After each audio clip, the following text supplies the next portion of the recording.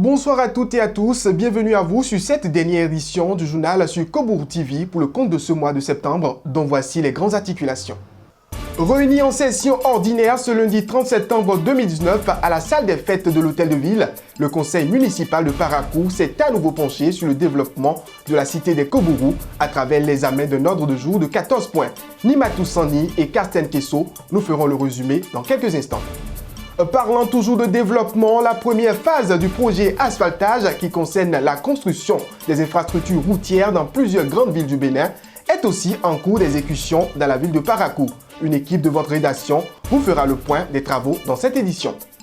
Le suivi et l'accompagnement de l'enfant sont des droits reconnus par toutes les instances et ce rôle dévolu aux parents est souvent limité à la mère. Comment la femme fonctionnaire arrive-t-elle à accomplir cette mission entre ses obligations de mère et ses exigences au travail? L'élément de réponse est à suivre dans ce journal.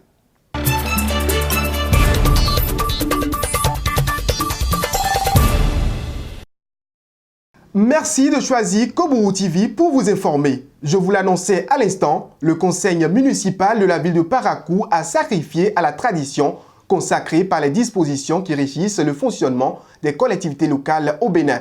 Il s'agit de la troisième session ordinaire qui s'est tenue ce lundi 30 septembre 2019 à l'Hôtel de Ville sous la houlette du maire Charles Toko. Le point des échanges avec Nimatou Sani et Karsten Kesso. 22 conseillers présents, 2 procurations et 1 absent. Voilà la fiche de présence de la troisième session ordinaire du conseil municipal de Parakou qui s'est tenue ce lundi 30 septembre 2019 à l'Hôtel de Ville. Au nombre des points inscrits à l'ordre du jour figure l'adoption du point d'exécution du budget au troisième trimestre 2019. La question de l'autorisation d'appui à l'organisation de la foire de Parakou n'a pas été occultée. La première autorité de la ville en parle. L'étude d'aménagement de la zone de croissance de Parakou tire à sa fin. Conformément à ce qui doit être fait, la dite étude doit être adoptée par le conseil municipal. Les retombées de la foire internationale de Parakou ne sont pas que budgétaires, car c'est toute l'économie locale qui est concernée. Pour l'heure, il s'agit de faire connaître Parakou à travers le monde. L'autre point phare du conseil et qui a suscité assez de débats est relatif à l'adoption des statuts de la communauté d'agglomération du Borgo. À travers ce point, le conseil a décidé de la construction d'infrastructures pour la gestion des déchets liquides et solides. L'amélioration des services énergétiques n'a pas manqué d'attirer l'attention des conseillers. Un point sur lequel les débats ont été très houleux est celui relatif à la mise à disposition de 14 sites à la SB2E. Surtout que cela vise à réduire la baisse de tension dans nos différentes localités. La mairie de Parakou a contracté avec un certain nombre de structures de ramassage d'ordures dans les points de regroupement secondaires, aller enlever les ordures et les convoyer vers les décharges finales. Tous les 14 points inscrits à l'ordre du jour de cette troisième session ordinaire ont été adoptés à l'unanimité des conseillers présents. Parakou vient ainsi de faire à nouveau un pas de plus vers son développement. Projet de grande importance pour le chef de l'État Patrice Talon, son gouvernement et le conseil municipal de Parakou. Le projet asphaltage qui comprend 8,57 km de route à réaliser dans la troisième ville à statut particulier pour la première phase est désormais une réalité dans la cité des Kobourou. Démarrés depuis quelques mois, les travaux sont en cours d'achèvement. Suivez les précisions à travers ce reportage de la rédaction de votre télévision.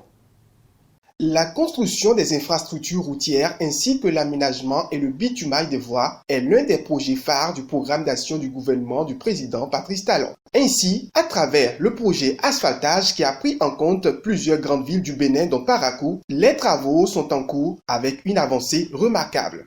Pour tout ce qui est des grosses œuvres, c'est terminé, les pavés sont posés, le bitumage est fait partout. Ce qui reste aujourd'hui, c'est les aménagements de face latérale de ces rues, les questions d'éclairage public et des dispositifs sécuritaires, à savoir les feux tricolores qui seront mis au niveau de chacune de ces rues-là. C'est un projet qui est bienvenu pour offrir un cadre sain et adéquat aux populations et celle de la cité des Kobourou apprécie l'initiative à sa juste valeur. Par rapport aux réalisations qui ont été faites jusqu'à l'heure où nous parlons aujourd'hui, j'ai une très bonne appréciation parce que ça a apporté un plus au développement de la ville de Parakou. J'ai vu des infrastructures qui sont en train d'être réalisées dans la ville de Parakou. C'est très bon. Bien d'autres projets sont en vue pour redonner à la ville de Parakou son statut de troisième ville du Bénin. Il y a donc la construction de la cité administrative départementale au niveau de la ville de Parakou. Et je vais entendre par là la construction d'une nouvelle préfecture et la construction de tours administratives au profit des directions départementales et autres structures déconcentrées de l'État. Il y a le projet de 2500 logements économiques. La route étant indispensable pour tout développement, le déplacement des personnes et des biens en tout confort reste une priorité pour le gouvernement du président Talon. La première phase du projet asphaltage est déjà une réalité. Vivement la phase 2. Société, dans cette édition, on sait tous que l'avenir de l'enfant passe par l'éducation que lui donnent ses parents. Et dans la société africaine, ce rôle, la plupart du temps, est confié à la femme, mère du foyer. Une situation souvent difficile à gérer par la femme fonctionnaire. Quelques femmes rencontrées nous en parlent et nous livrent leur méthode. Pour garantir l'avenir de l'enfant, il lui faut une bonne éducation. Et c'est là le rôle des parents. Parfois, face à certaines contraintes de la vie, la femme se retrouve seule devant cette tâche. C'est le cas de Dame Siro. Sincèrement, c'est pas facile, mais on gère. Surtout nous qui sommes papa et maman à la fois. Papa n'est pas à côté, c'est nous qui gérons les deux. Que la femme soit seule ou en couple, l'éducation des enfants n'est toujours pas facile, qu'on soit à la fois mère et fonctionnaire. Cet avis est d'ailleurs partagé par ces femmes qui nous livrent les méthodes qu'elles adoptent. Déjà, je vais les chercher à 17h30.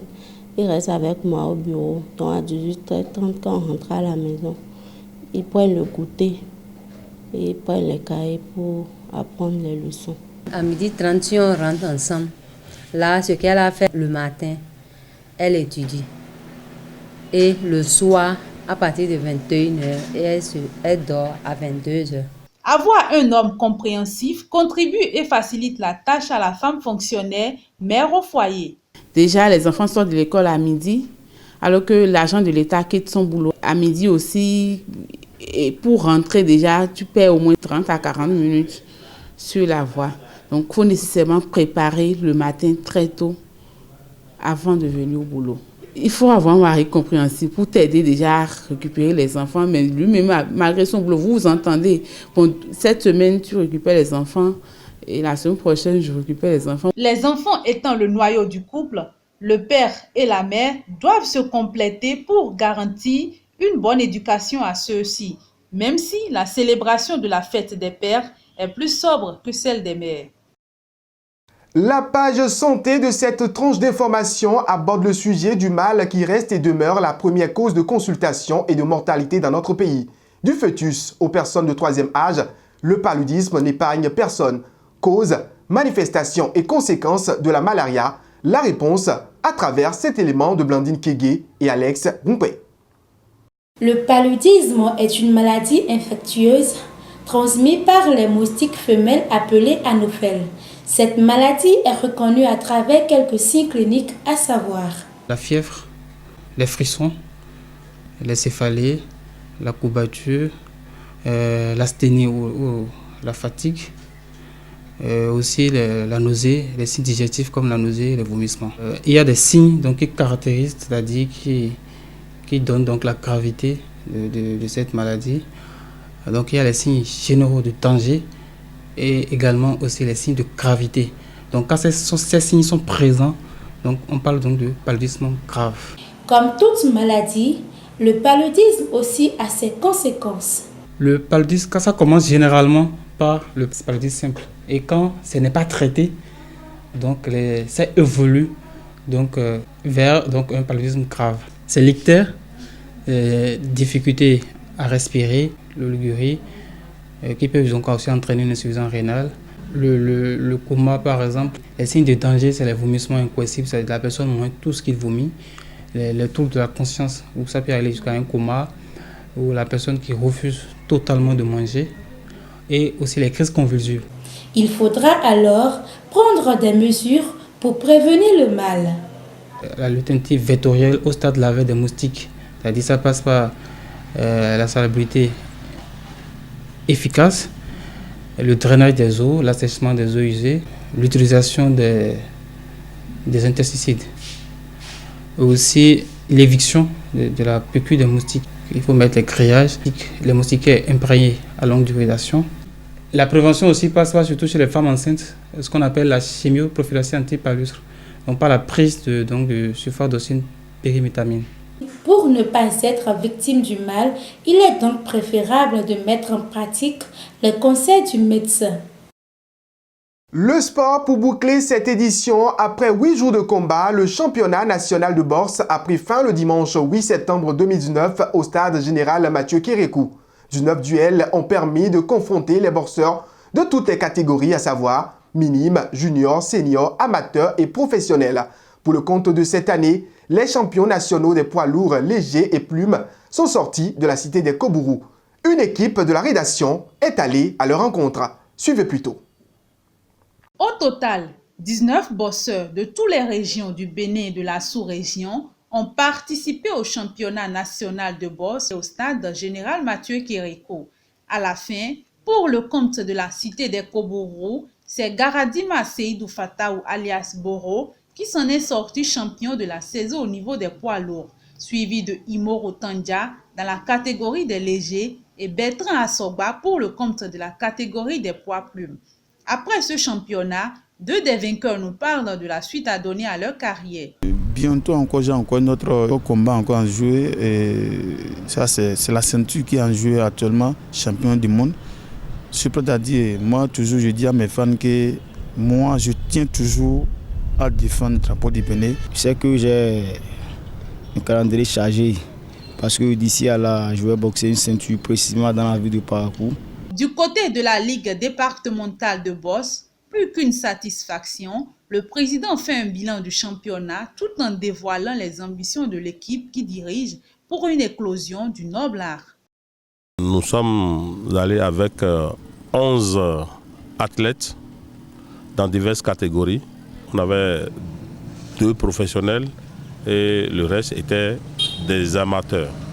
En ce qui concerne le poids lourd, c'est notre département qui a été champion national. Nous sommes en train aussi de penser à organiser des compétitions dans tous les quartiers. Heureux de leur sacre, les champions de la saison, fierté de la cité des Kobourou, lancent un appel à l'endroit des autorités et des bonnes volontés. Premièrement, je tends une doléance envers le président de la République, M. Patrice Talon. Nous voulons vraiment son aide. Je m'adresse à le maire de la ville, M. Charles Tokor, et de nous venir en aide, et le préfet du département aussi. On a besoin des soutiens de tout le monde.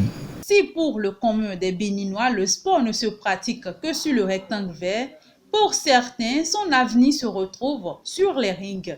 Et ceux-là, ils ont besoin de notre soutien pour porter plus haut le drapeau du Bénin.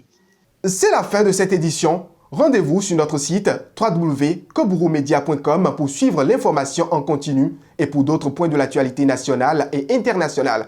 D'ici là, portez-vous bien et merci pour l'attention.